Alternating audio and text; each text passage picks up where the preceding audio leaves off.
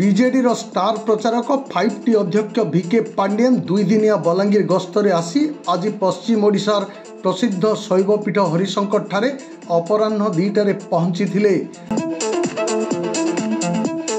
हरिशंकर मंदिर परिदर्शन सह देवाधिदेव महादेवंक पूजार्चना करी 2024 निर्वाचन रे सफलता पाई भगवानंक आशीर्वाद नहीं।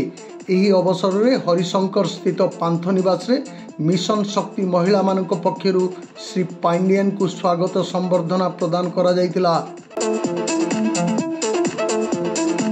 एही अवसर रे पाटनागढ़ निर्वाचन मंडली बीजेडी विधायक प्रार्थी सरोज मेहर एवं बीजेडी कर्मी माने उपस्थित रही श्री पांडियन को साक्षात करने सह पाटनागढ़ क्षेत्र राजनैतिक स्थिति नहीं आलोचना करथिले। परे मिशन शक्ति महिला मानक द्वारा परिचालित मिशन शक्ति काफे रे मध्याह्न भोजन करी पाटनागढ़ निकटस्थ गंगासागर ठारे थिवा निर्वाचनी सभारे जोग देवा पई प्रस्थान करथिले श्री पांडियन।